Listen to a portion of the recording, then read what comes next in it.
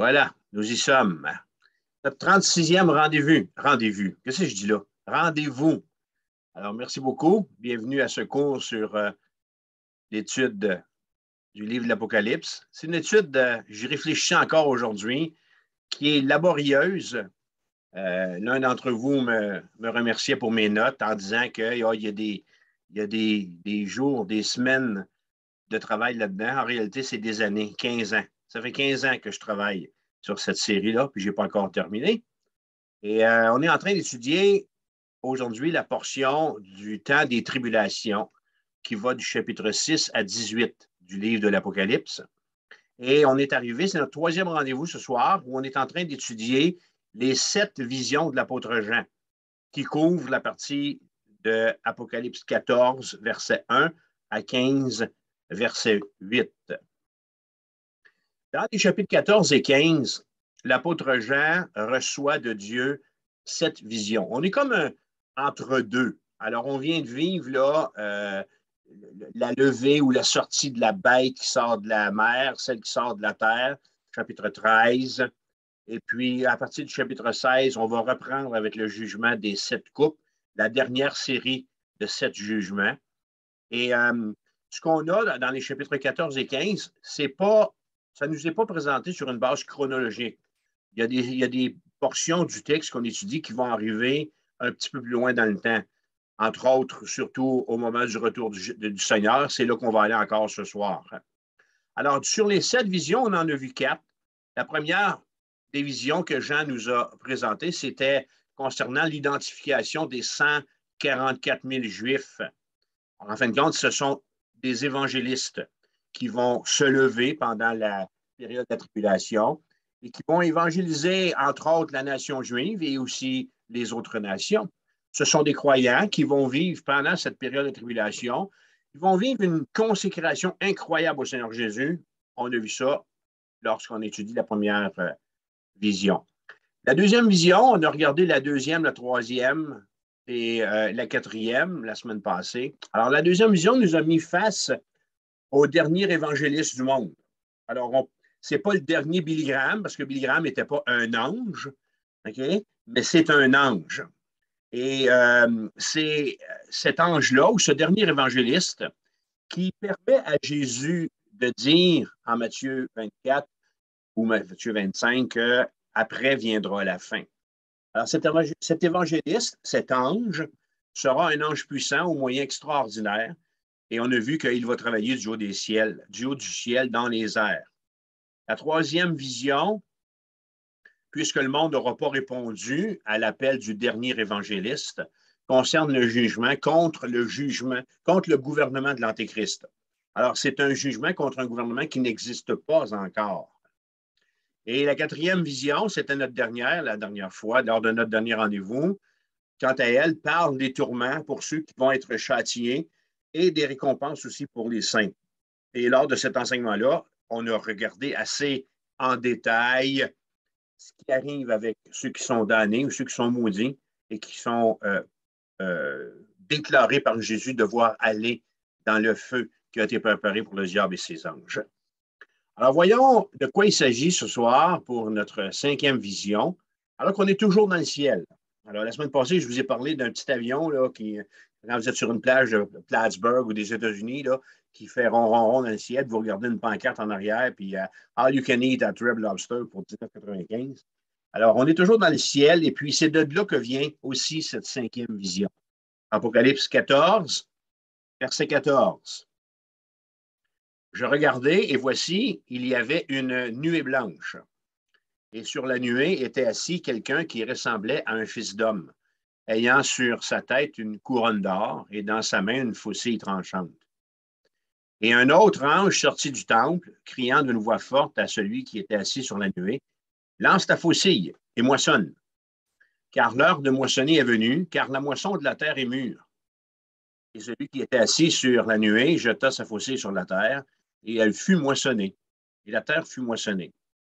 Verset 17. Et un autre ange sortit du temple qui est dans le ciel, ayant lui aussi une fonte. Et un autre ange qui avait autorité sur le feu sortit de l'autel et s'adressa d'une voix forte à celui qui avait la faucille tranchante, disant, lance ta faucille tranchante et vendange les grappes de la vigne de la terre, car les raisins de la terre sont mûrs.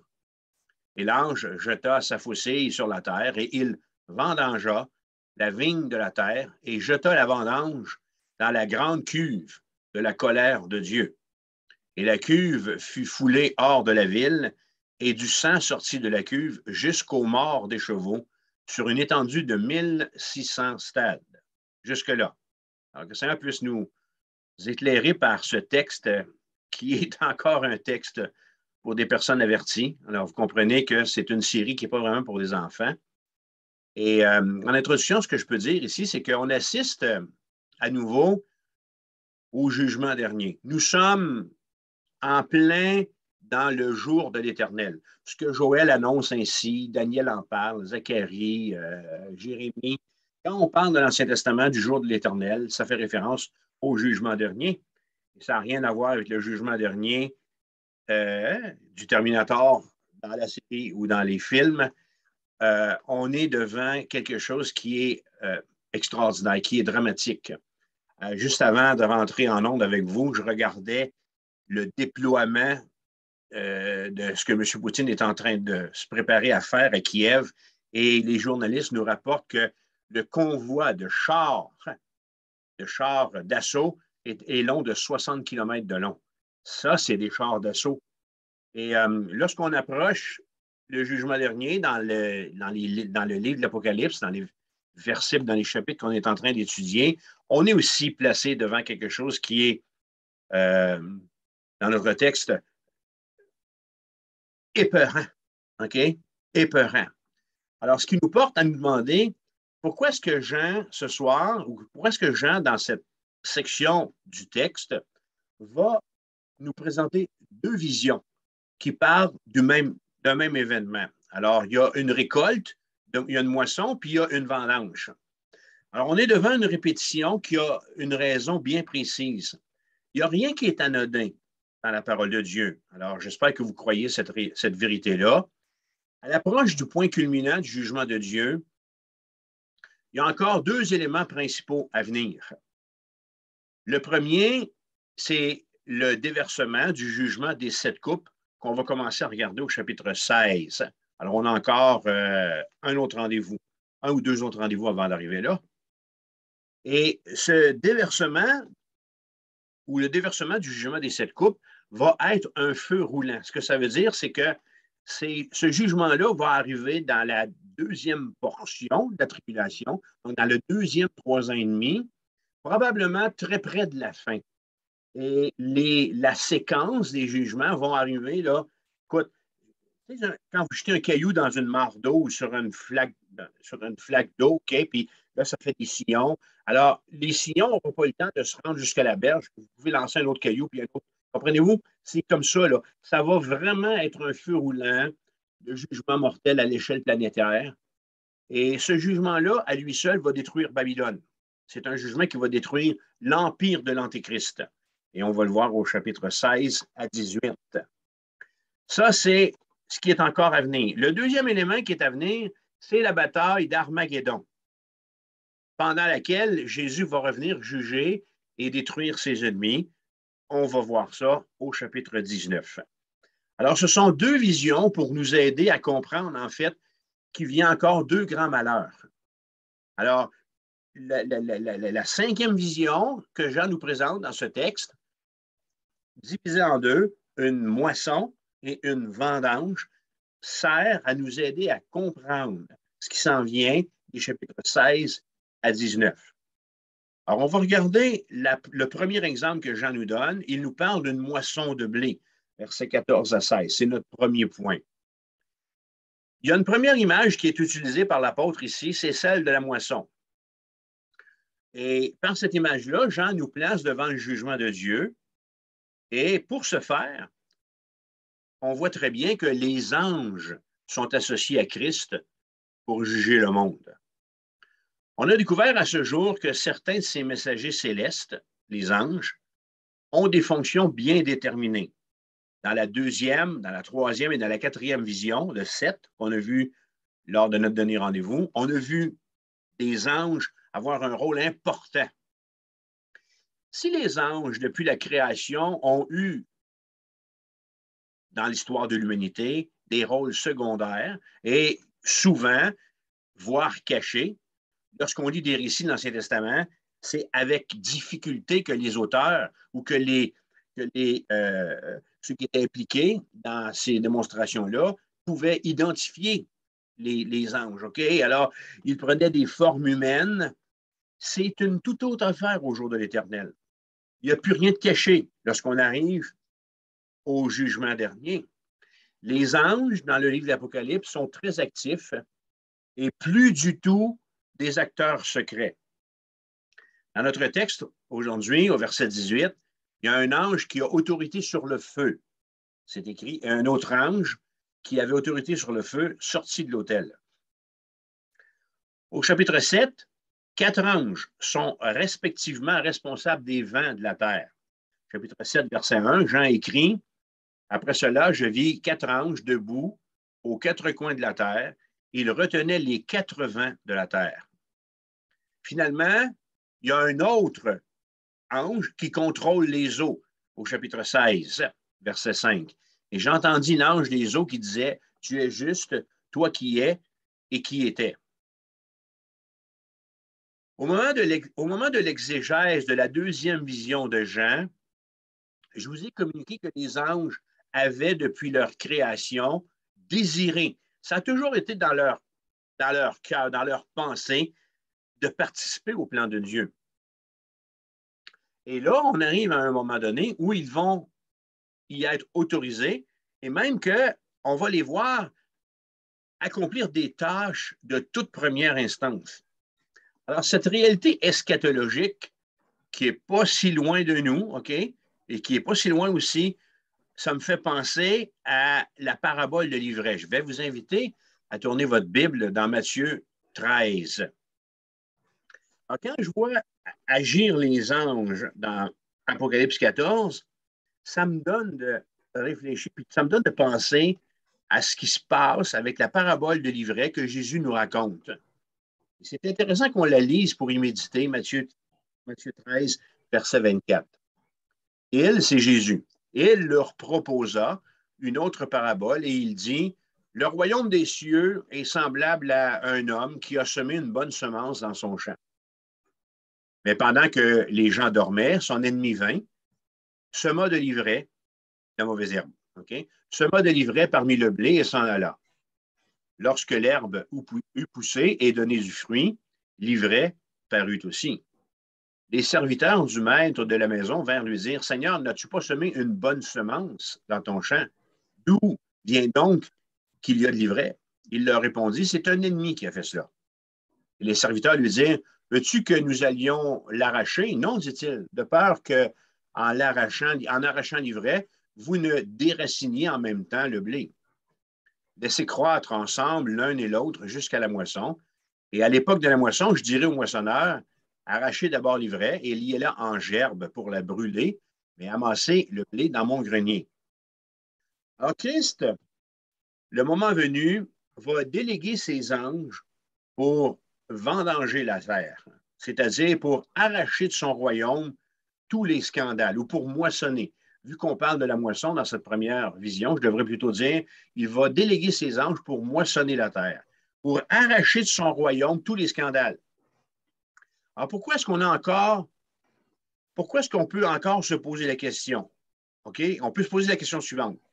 Parce que la terre va être l'autre. Alors pourquoi est-ce que ça va arriver? Parce que la terre va être l'autre, après tout, cela, du règne de 1000 ans. Alors, il y a un ménage à faire.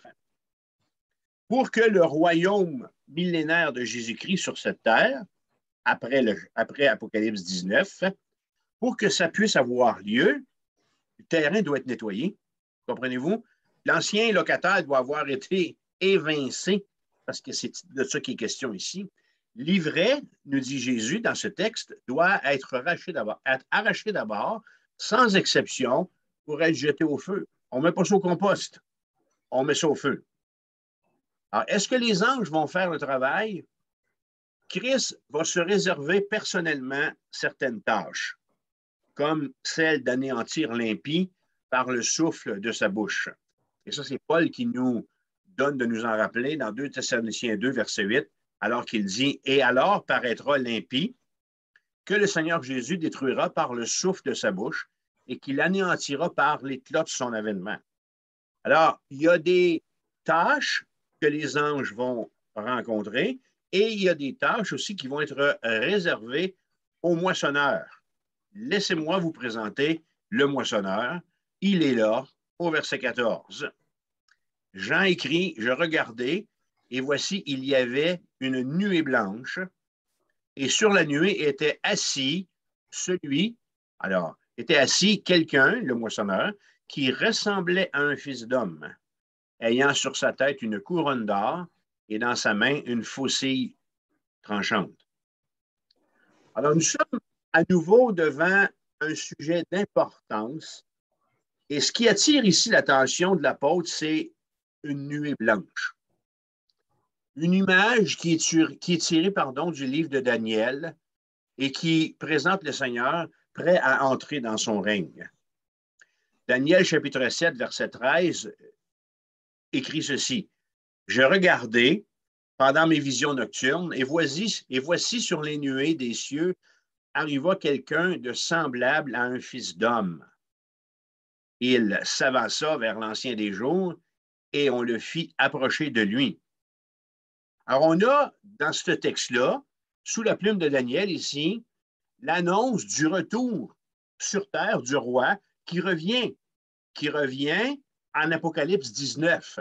Alors, c'est pour ça, voyez-vous, que cette 5e vision qu'on regarde et qu'on étudie au chapitre 14 nous parle des faits qui vont arriver au chapitre 19. Faits prophétisés par Daniel, chapitre 7, faits que Jean voit alors qu'il est au ciel et qu'il reçoit cette vision. Verset 14 de Daniel 7, on lui donna la domination, la gloire et le règne, et tous les peuples, les nations et les hommes de toute langue le servirent. Alors, il est question, ici, dans cette portion-là du texte de Daniel, du règne de 1000 ans. Du règne de 1000 ans que Jésus va instaurer sur terre. De quelque chose qui nous concerne, les frères et sœurs. Ça vous concerne, vous et moi, puis ça concerne aussi nos frères et nos sœurs qui sont déjà dans la gloire. Daniel continue en disant « Sa domination est une domination éternelle qui ne passera point, et son règne ne sera jamais détruit. » Alors, à ce moment-là, nous serons entrés dans le royaume éternel qui va s'emboîter dans le règne de 1000 ans. Comprenez-vous? Alors, Christ revient, Apocalypse 19, il établit le règne de 1000 ans, qui dure 1000 ans, et le royaume éternel vient s'imbriquer dans le règne de 1000 ans. Comment ça va se faire? On le vivra, mais qu'on arrive là, puis vous aurez toutes les questions. Toutes les réponses voulues à vos questions, c'est Jésus qui va nous y répondre en temps voulu. Alors, le verset, où est-ce qu'on est là? Quel verset? Verset 14. Alors, outre la nuée au verset 14, il y a un personnage. Et il ne fait aucun doute que ce quelqu'un qui ressemble à un fils d'homme que nous présente Jean, c'est le Seigneur Jésus-Christ. Et il y a un fait remarquable ici. C'est la dernière fois que la Bible nous présente Jésus-Christ par ce titre. Jamais plus dans le reste du livre, en réalité, à partir d'ici, jamais plus dans le reste de la Bible, nous n'aurons affaire au Fils de l'homme. Le Fils de l'homme qui, à l'époque où il a marché en Galilée, n'avait pas d'endroit où reposer sa tête.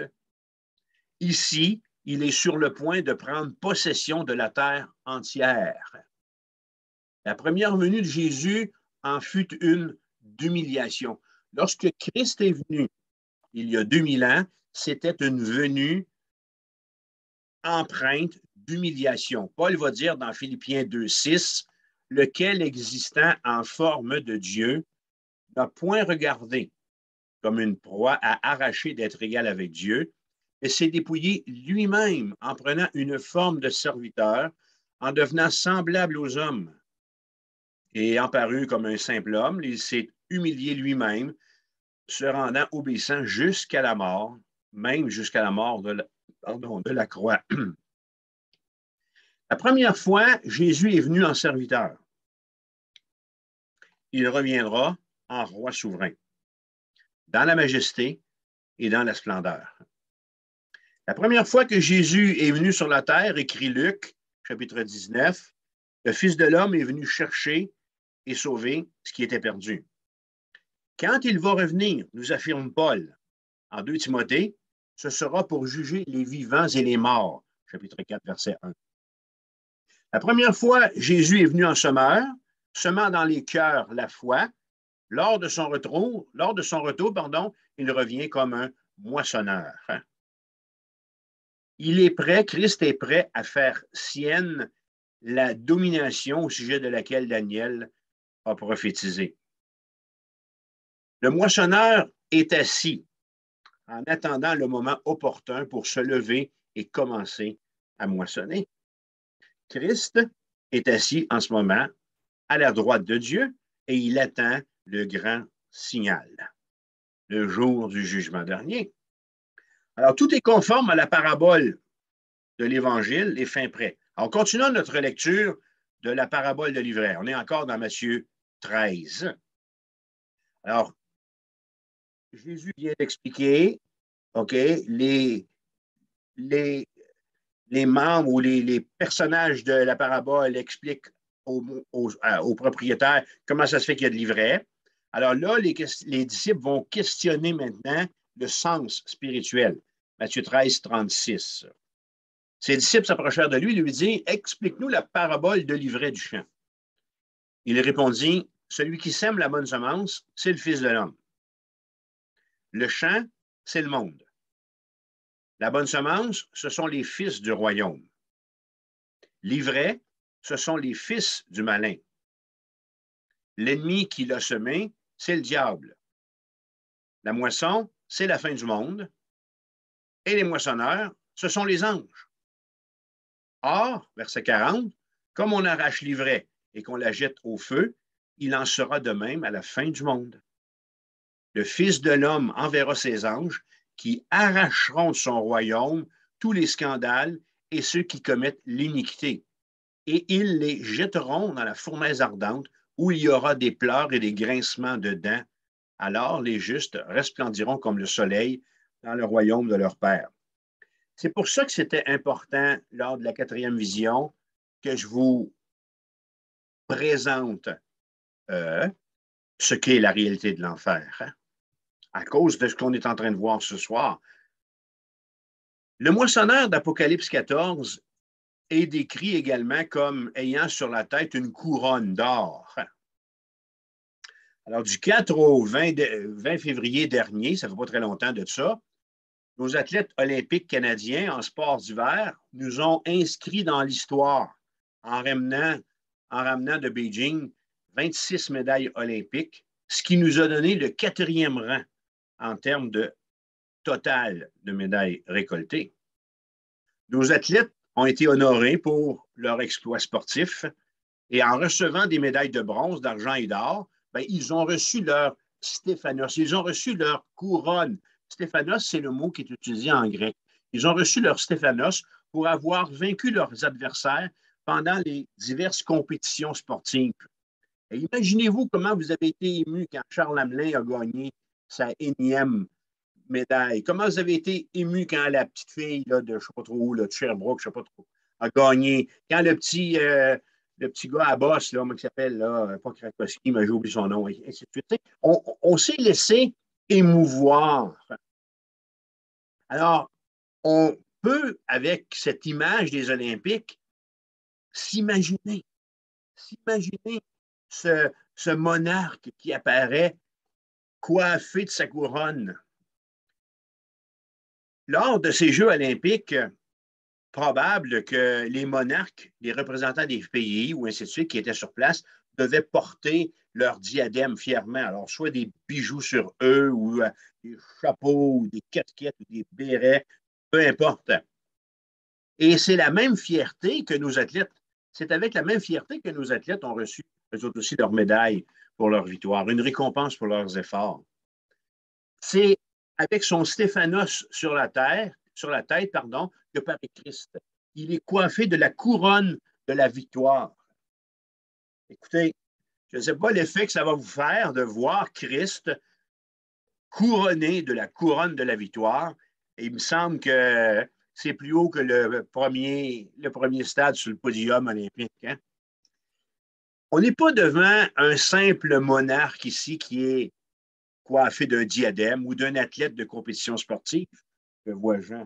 Mais on est devant le souverain roi, le Christ, en tant que vainqueur, qui a triomphé de ses ennemis. Toute la terre va le savoir et toute la terre va le voir. Avez-vous déjà gagné une médaille ou un ruban quelconque à l'école? Ben, un ruban vert, gris, noir, un long, un petit, une badge comme ça? Non? Vous n'avez pas fait d'athlétisme? On a tous fait de l'athlétisme, mais je ne sais pas si vous êtes comme moi, mais on est tous arrivés au 52e rang, là, je ne sais pas de notre classe de 30, mais peu importe. Alors, c'est ceci, OK? Vous qui n'avez jamais gagné une compétition athlétique à l'école, vous serez coiffés, frères et sœurs, du Stéphanos de la victoire. Hein? Paul va dire en 2 Timothée 4,7 à Timothée, j'ai combattu le bon combat, j'ai achevé la course, j'ai gardé la foi. Désormais, la couronne de justice, le Stéphanos de la justice m'est réservé. Le Seigneur, le juste juge, me la donnera dans ce jour-là, et non seulement à moi, mais encore à tous ceux qui auront aimé son œuvre. Alors ça, c'était concernant notre moissonneur, verset 14. Puis, on va regarder, verset 15, l'état des blés, ou l'état du blé, la maturité. Alors, il y a un ange, verset 15, qui sort du temple et qui commande à celui qui a la faucille de la lancer. Les blés sont mûrs. Je ne sais pas si vous avez déjà travaillé avec une faucille. Je devrais peut-être plutôt demander, savez-vous ce que c'est une faucille? Alors, une faucille, c'est cet outil, c'est une poignée de bois à peu près long comme ça et incurvé comme ça, qu'on utilise avec la main pour couper les blés. Alors, nous, on s'en servait sur la ferme pour couper les cotons de blé d'Inde. D'un coup que la récolte était faite, on les coupait au ras du sol pour les donner soit aux porcs ou soit aux vaches. Alors, on est ici placé devant cette vision où l'ange donne comme consigne à l'autre ange de lancer sa faucille parce que les blés sont mûrs. C'est le temps de rentrer les blés. Alors, dans les visions 2, 3 et 4 de Jean, les 3 premiers anges ont proclamé la venue du jugement. Et le 4e donne ici l'ordre de l'exécuter. Cet ange n'est toujours qu'un messager de Dieu qui a pour but non pas tant d'annoncer que le temps de la fin est venu, mais de livrer le commandement de Dieu, qu'il est temps de commencer la dernière moisson de la terre. Alors, c'est celui qui est entre un commandant et un autre exécutant qui arrive avec la missive. Comprenez-vous, là? Ah, OK, on y va. Alors, cet ange ici arrive avec cet ordre qui est du trône. Le signal de la moisson, il est donné par un ange qui sort du temple, l'endroit par excellence de la sainteté de Dieu. Il n'y a pas de lieu plus saint que le temple. Pourquoi? Parce que Dieu y est. Alors, c'est d'ailleurs également l'endroit où se trouve l'Église pendant ces événements. Alors qu'on est en train ce soir de recevoir l'explication de la 5e vision, lorsqu'elle va être prête à être mise ou à être exécutée, nous allons être en présence de Dieu. C'est phénoménal. C'est extraordinaire. Hein? Alors, c'est de cet endroit qu'émane la justice de Dieu, appelant le jugement sur les injustes. Alors, cet ange, au verset 15, crie d'une voix forte. J'ai l'impression que tous les anges, depuis qu'on a commencé à les rencontrer, ils parlent tout fort. Okay? Et il communique à l'exécutant l'urgence. Il communique à l'exécutant la puissance et l'autorité qui lui viennent directement de Dieu. Comme j'expliquais, avec ce message qui est reçu d'une main puis qui est passé à l'autre pour être exécuté, alors, cet ange livre le message de Dieu au Fils de l'homme pour lui indiquer que l'heure est venue pour lui de passer à l'exécution du jugement. La colère de Dieu a atteint son comble. Et c'est le Fils qui est en ligne de compte. C'est le Fils ici qui est aux premières loges. Le Fils peut maintenant exercer le droit de juger que le Père lui a délégué. Christ a dit dans Acte 1:8, j'ai reçu toute autorité. Il a l'autorité sur terre et dans le ciel. Et quand l'ange lui criera de moissonner, il pourra le faire. Quand Jean dit que la terre est mûre, le mot grec qu'il utilise ici, ça signifie en fait sécher, faner, blette ou même pourri.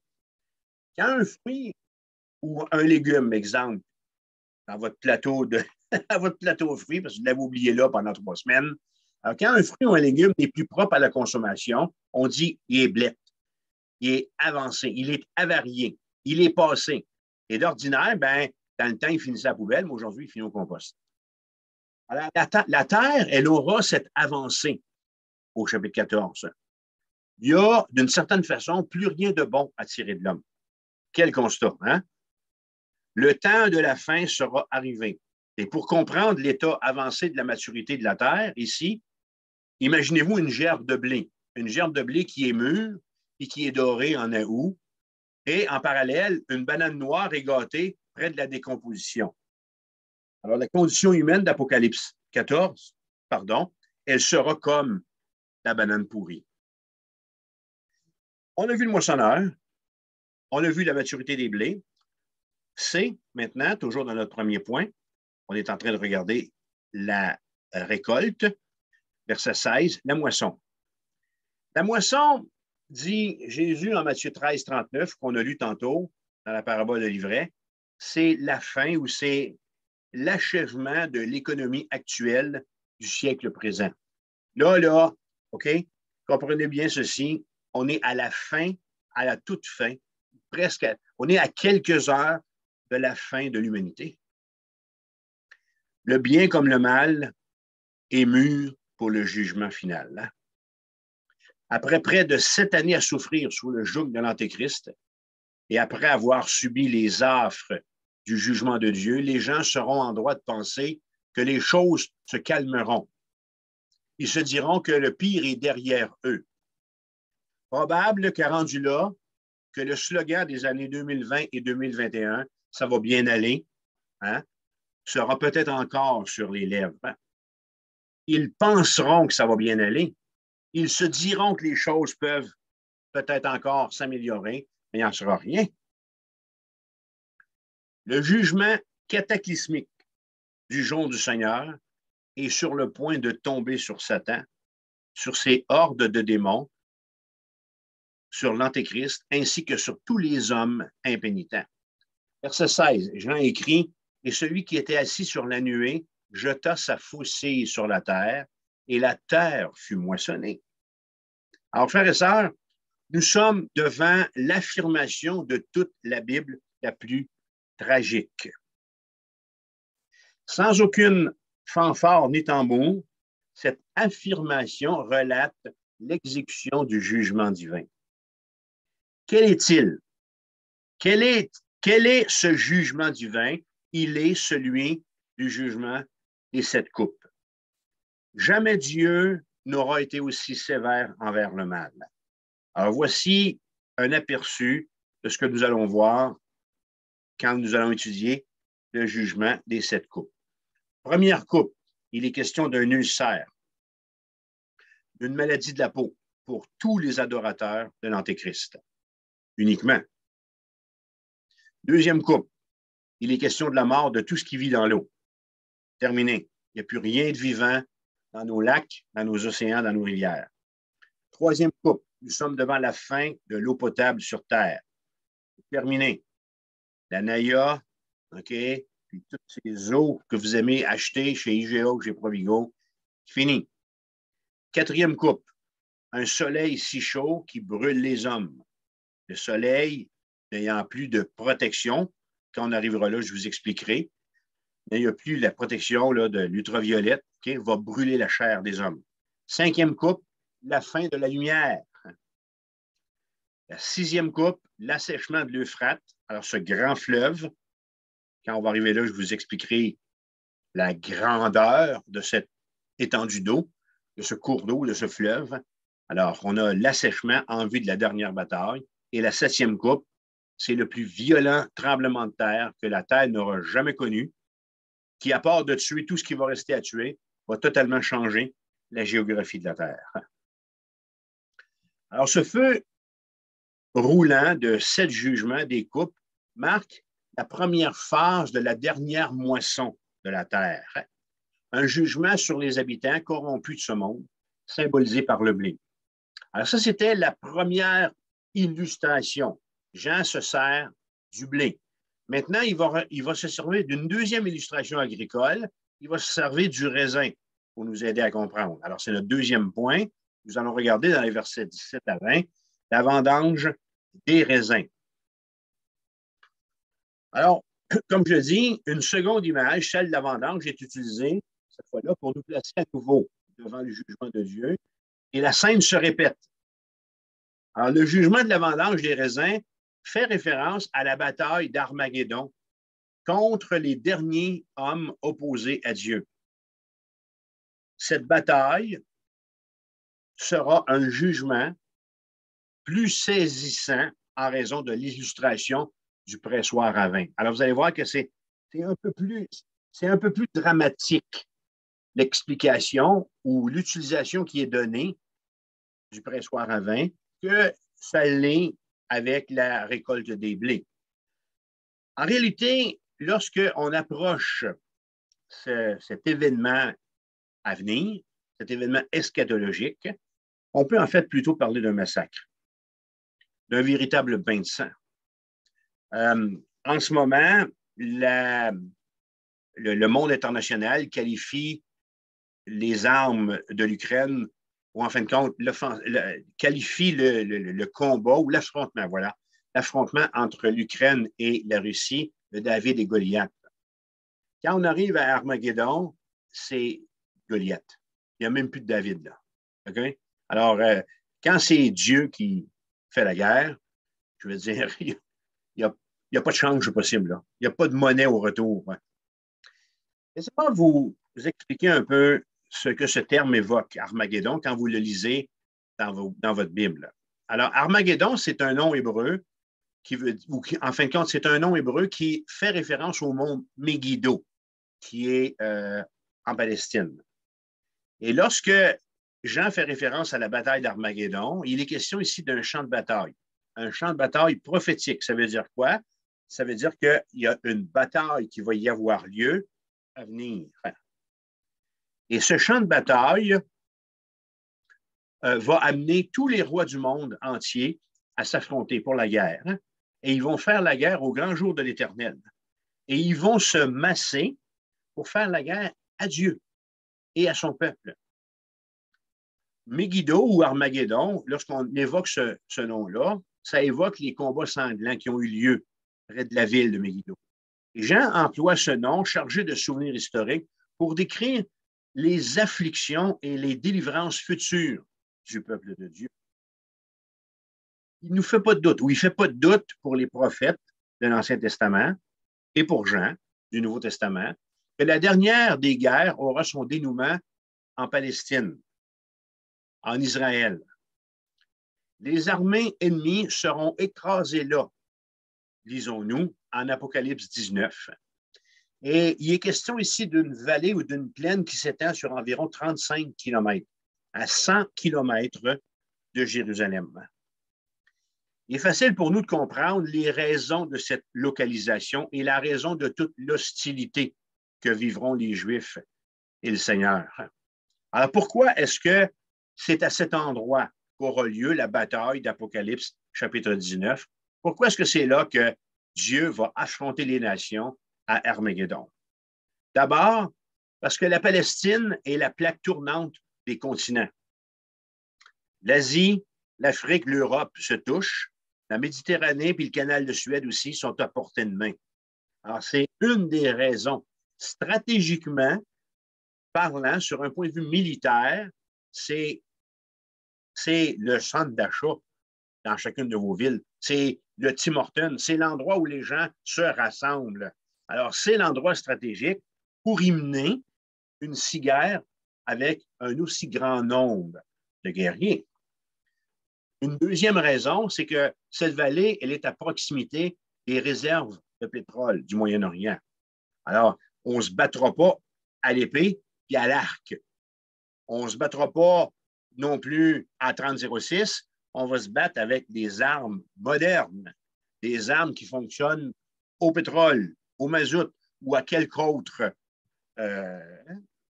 produit qui va leur permettre de se déplacer. Alors, c'est une vallée qui va être à proximité des réserves du pétrole du Moyen-Orient. Troisième raison qu'on peut donner, c'est que le retour des Juifs avec leur richesse sera l'objet de la haine et de la convoitise de leurs voisins. Alors, tous les Juifs qui auront été en exil de partout dans le monde, qui ne seront pas morts au travers des 2 séries de 7 jugements, vont revenir vers la Palestine. Hein? Dans une tentative, quatrièmement, dans une tentative insensée, l'Antéchrist et le faux prophète, poussés par le diable, vont vouloir s'opposer au retour annoncé de Jésus-Christ. Et finalement, il y aura enfin la volonté du Seigneur de venir triompher là même où il a été crucifié et rejeté. Toutes les nations de la terre seront représentées dans cette grande confrontation. S'y trouveront l'Antéchrist et tous ses alliés, venus de partout sur terre. C'est Dieu lui-même qui va rassembler toutes ses armées en vue du châtiment. Et l'assèchement de l'Euphrate va contribuer à tout ça. Vous allez voir quand on va arriver là, ça c'est la 6e coupe, je crois.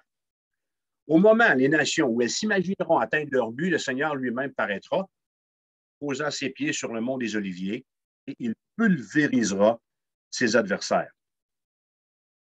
Là, l'Antéchrist et le faux prophète termineront leur bruyante carrière et seront jetés pour jamais dans les temps de feu et de soufre, selon Jean dans l'Apocalypse 19, versets 19 à 21. Alors, il n'y a pas beaucoup d'autres sujets plus terrifiants que la bataille d'Armageddon. Notre monde s'effondrera dans un tel chaos de boue et de sang. Là, on regarde aller ce qui se passe en Europe, en Ukraine et en Russie, et on ose parler de 3e guerre mondiale. On sait de quoi on parle, parce qu'on a des souvenirs, on a l'histoire qui nous rapporte la 1e et la 2e guerre mondiale. Ce qui va se passer à Armageddon, ça n'a rien à voir. Okay? C'est d'une ampleur incroyable. Et l'ennemi va être éliminé au grand complet à la seule voix de fidèles de Jésus. Alors, toutes les nations, même celles qui dormaient depuis les millénaires, deviennent agressives et vont se masser, vont se déplacer vers cette vallée en Palestine afin de pouvoir affronter Dieu et puis, d'une certaine façon, de lui dire leur façon de penser, comme s'ils pouvaient, tu sais. Parce qu'à ce moment-là, l'humanité aura été convaincue ou sera convaincue que les malheurs qui lui arrivent c'est Dieu qui est responsable. Alors le Dieu va dire, hey, ah ouais, hein, on va y aller puis on va crier notre liberté. Ben oh! Ils vont prendre les armes et puis on va se déplacer. Alors dans cette 2e explication, la vendange des raisins, regardons le vendangeur, verset 17. Et un autre ange sortit du temple, la même place que le moissonneur de la première explication, et un autre ange sortit du temple, qui est dans le ciel, ayant lui aussi une faucille tranchante. Alors, qui est le vendangeur? En tout cas, il ne s'agit pas du Fils de l'homme, mais d'un ange. Depuis qu'on étudie les 7 visions de Jean, ce 5e ange est le 5e, enfin, il est le 5e à apparaître. Alors, les anges, à venir jusqu'à date, ont joué un rôle prédominant dans le livre de l'Apocalypse. Ce sont eux qui ont convoqué les 4 cavaliers du début du livre. Ce sont eux qui ont fait retentir les 7 trompettes. Ce sont eux qui ont triomphé de Satan et de ses hordes de démons. Ce sont eux qui vont exécuter le jugement des 7 coupes. Ce sont également eux qui vont annoncer la bataille d'Armageddon. ce sont ces anges également qui vont lier Satan. Alors, verset 17, que le vendangeur soit encore un ange, ça n'a rien d'étonnant. Vous êtes d'accord avec moi? Alors, pour présenter le vendangeur à la terre, un autre ange, le quatrième, qui a, lui, une autorité exceptionnelle. Il s'agit d'un ange qui a autorité sur le feu. Alors, nous sommes en présence d'un ange qui a œuvré à l'autel céleste, près de Dieu. Cet ange arrive vraiment de la proximité de Dieu. Qu'est-ce que ça symbolise, le feu? Presque toujours, le feu dans les Écritures fait référence au jugement. Et comme le dit la parole de Dieu, la moisson de la terre s'achèvera dans le feu. C'est la 7e coupe. D'où vient cet ange? Autre question. Il est sorti de l'autel. Qu'y a-t-il de particulier avec cet autel? C'est le point de rencontre entre Dieu et l'homme. C'est le lieu où le feu est allumé et c'est aussi le lieu où les prières des saints sont accumulées et mes bien-aimés sont encore là en attente d'être exaucés. Alors, on est en droit de croire que l'ordre émanant de Dieu donné à l'ange de vendanger la terre est une réponse à une des prières. Et là, je pris une feuille, puis comme si j'avais une lettre, okay? Ceux qui sont au téléphone, tu sais. Alors, c'est comme si c'était une réponse directe à une des prières qui est faite sur l'autel. Ça, c'est pour le vendangeur. Regardons la maturité des raisins, verset 18. Et un autre ange qui avait autorité sur le feu sortit de l'autel et s'adressa d'une voix forte à celui qui avait la faucille tranchante, disant, « Lance ta faucille tranchante et vendange les grappes de la vigne de la terre, car les raisins de la terre sont mûrs. » Alors, l'ange demande l'ouverture du jugement en constatant qu'il y a des êtres entièrement réfractaires à toute influence purificatrice suite au ministère du dernier évangéliste. Le dernier ange, là, alors ça, c'est celui de la troisième vision, deuxième vision, OK? Alors, cet ange-là a fait un travail sur la terre, il n'y a pas eu de réponse. Alors, au moment où ce verset-là nous est donné ici, le temps est venu, nous dit Jean, pour Dieu de prendre le feu associé à l'intercession et de l'utiliser pour détruire ses ennemis et l'ennemi de son peuple, les ennemis de son peuple. Il n'y en a pas eu de réponse à l'ange qui a parcouru le ciel. Alors, l'ange, dans notre texte, verset 18, qui dispose du feu, donne ce signal à celui qui a la faucille de la lancer. À voici, les raisins sont mûrs. Ici, les pécheurs impénitents sont présentés comme des grappes que le vendangeur, voilà, retranchera de la vigne de la terre, c'est-à-dire qu'il retranchera de l'existence sur la terre. Comme pour le blé qui est blette, qui est périmé, le mot utilisé pour parler de la maturité des raisins mûrs fait état à nouveau d'un fruit qui a dépassé sa date. Alors, ce fruit est gorgé de jus et il n'est pas récoltable. Alors, imaginez-vous, là, vous êtes dans votre jardin et puis ça fait 3 semaines qu'il mouille, mettons. Vous êtes dans votre jardin et vous essayez de récolter vos tomates. Hein? Écoute, ça explose. Écoute. Alors, les fruits sont au terme, sont trop mûrs, sont gorgés d'eau, sont gorgés de jus. Seule pression des doigts, puis ça vous éclate les mains. Alors, il n'y a plus rien de bon dans cette vendange-là, nous enseigne ce texte. Troisièmement, ou C, dans cette deuxième explication de cette vision, la vendange, verset 19 à 20. Alors, le verset 19 est une éclatante description du jugement sur les iniques. Un inique, c'est quelqu'un qui est contraire à la justice, en l'occurrence ici, à la justice de Dieu. Jean écrit, « Et l'ange jeta sa faucille sur la terre, et il vendangea la vigne de la terre, et jeta la vendange dans la grande cuve de la colère de Dieu. » Oh là là! OK? Où est-ce qu'elle va? La vendange, la récolte au grand complet, elle scrape dans la grande cuve de la colère de Dieu. Alors, Dieu a une fois de plus choisi un ange pour cette dernière vendange. C'est ainsi. Mais au chapitre 19, tournez avec moi au chapitre 19 de l'Apocalypse, l'apôtre Jean nous présente un Christ, un Jésus qui n'est pas délicat face à l'exécution de ce jugement. Apocalypse 19, verset 11. Puis je vis le ciel ouvert. Et voici parmi un cheval blanc, celui qui le montait s'appelle Fidèle, c'est Jésus. Et véritable, c'est Jésus encore, ben, c'est le même. Et il juge et combat avec justice. Ses yeux étaient comme une flamme de feu. Sur sa tête étaient plusieurs diadèmes. Il avait un nom écrit que personne ne connaît si ce n'est lui-même. Et il était revêtu d'un vêtement teint de sang. Son nom est la parole de Dieu. Les armées qui sont dans le ciel, c'est nous autres, le suivaient sur des chevaux blancs, revêtus d'un fin lin blanc pur. De sa bouche sortait une épée aiguë pour frapper les nations.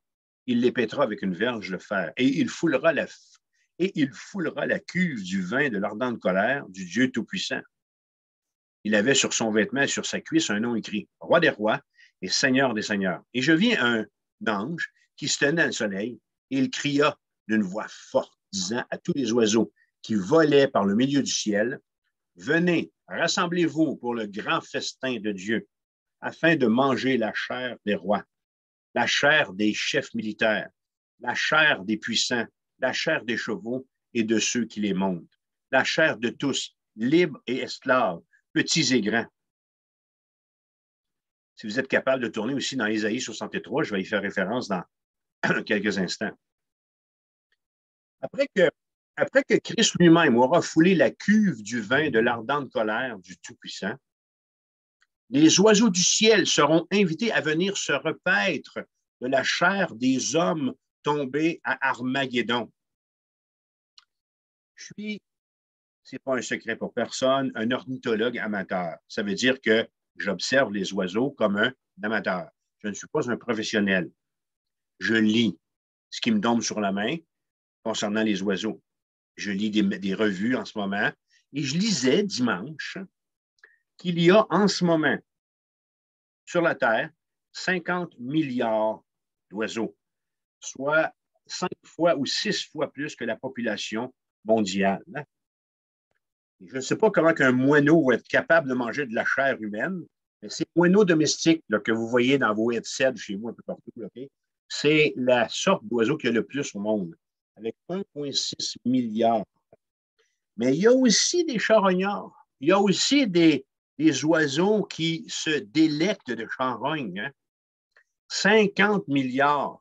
Je pense que les scientifiques, alors qu'ils abordent ce chiffre-là, sont ébahis devant ce grand nombre. 50 milliards d'oiseaux pour environ 11 000 espèces.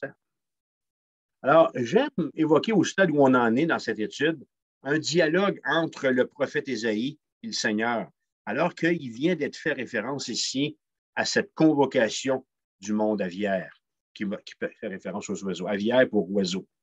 Ésaïe 63, verset 1.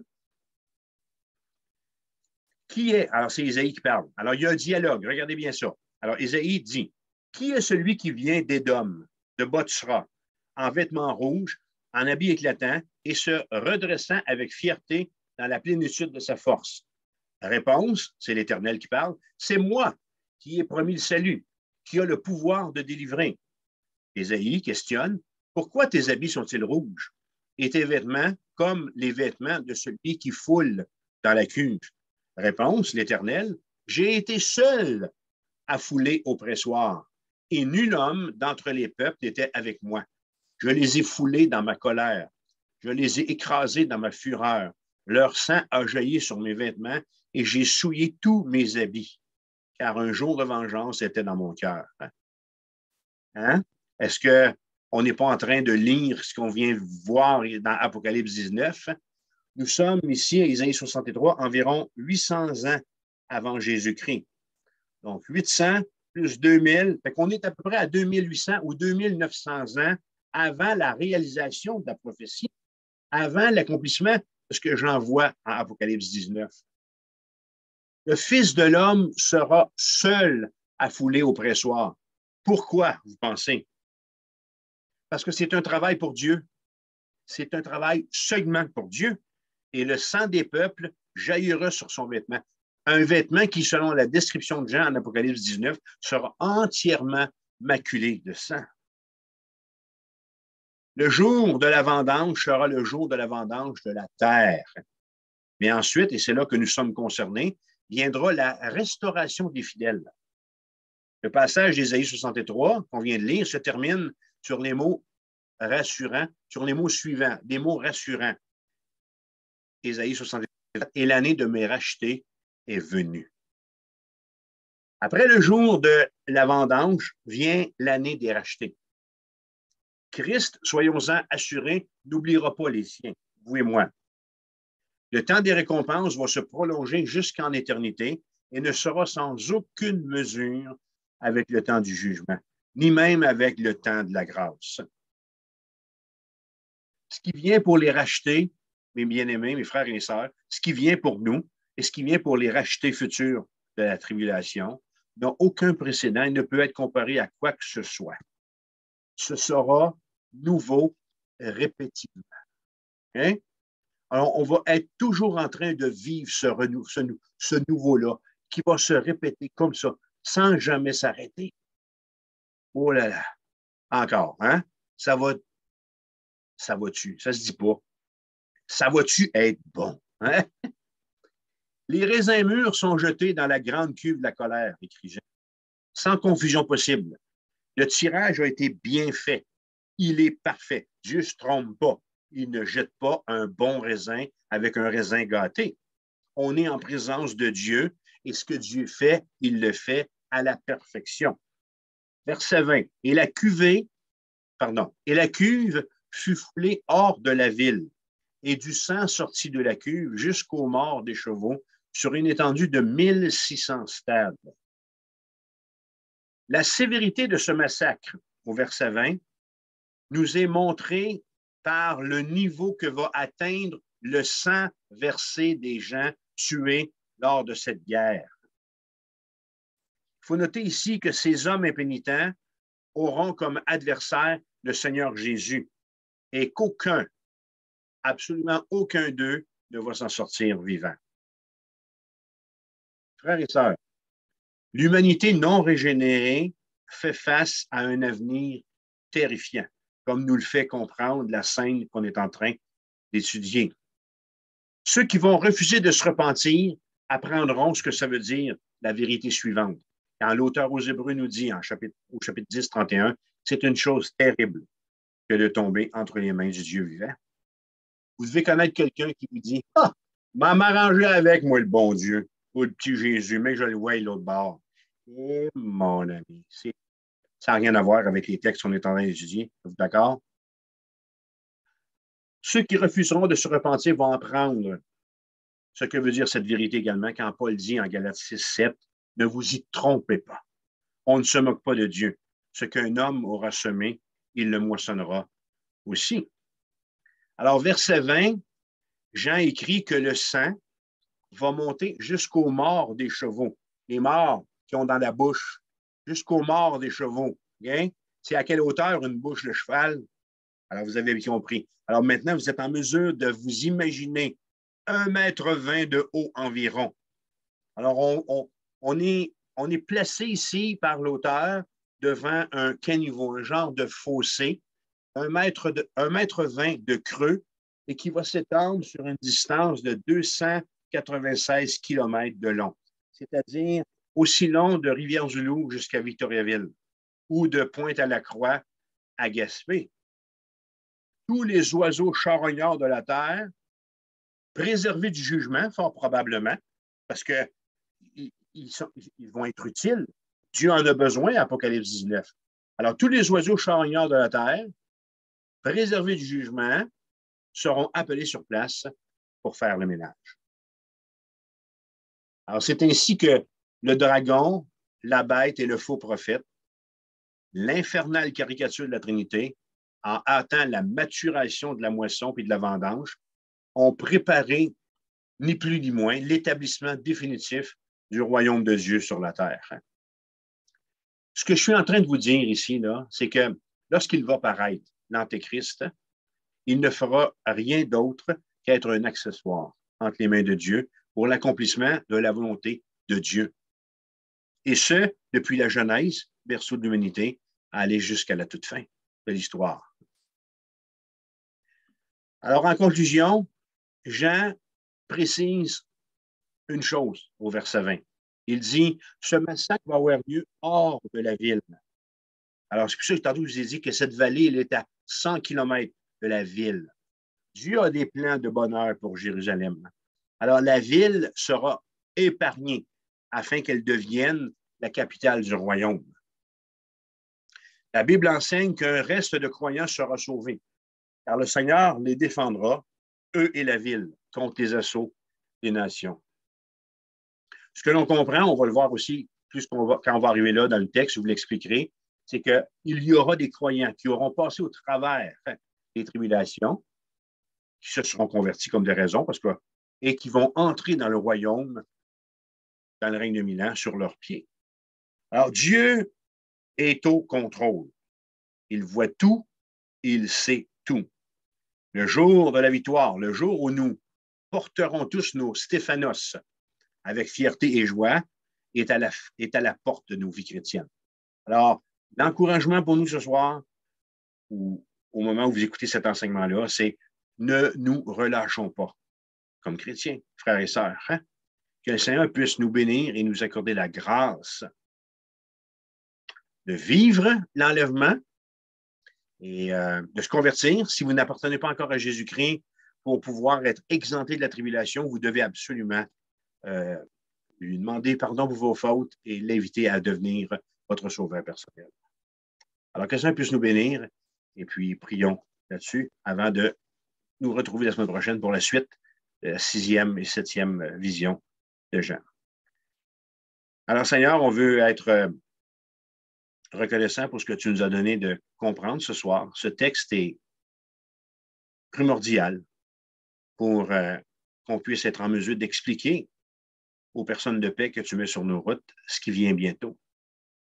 Merci pour l'eschatologie que contient le Nouveau Testament, que contient la Bible, que contient le livre de l'Apocalypse. Merci parce que tu nous donnes l'intelligence pour le saisir par ton Saint-Esprit. Rends-nous sensibles, Seigneur, à cette lecture. Rends-nous sensibles à ces événements. Et rends-nous sensibles aussi aux besoins de ceux et celles qui nous entourent et qui ne te connaissent pas. Alors, ma prière ce soir, c'est qu'au travers de cet enseignement, tu aies été en mesure de convaincre un homme, une femme, un adolescent, un jeune homme, une jeune femme, de se tourner vers toi et de te donner sa vie. Nous avons prié en ton nom, Jésus, nous attendons à toi. Et on veut aussi, Seigneur, parce qu'au moment où on a cette réunion ce soir, l'Ukraine et la Russie sont en guerre, une guerre qui n'est pas égale, et on te prie, Seigneur, pour que ta volonté soit faite, comme tu le dis, sur la terre comme au ciel. On s'attend à toi, Seigneur Dieu. On te demande de veiller sur l'Église ukrainienne, sur les croyants qui sont là-bas, et de donner une sagesse et de te manifester dans le cœur de ces tyrans qui veulent s'asservir, Seigneur, les plus faibles. En Jésus, nous prions. Amen. Que Dieu vous bénisse. Amen.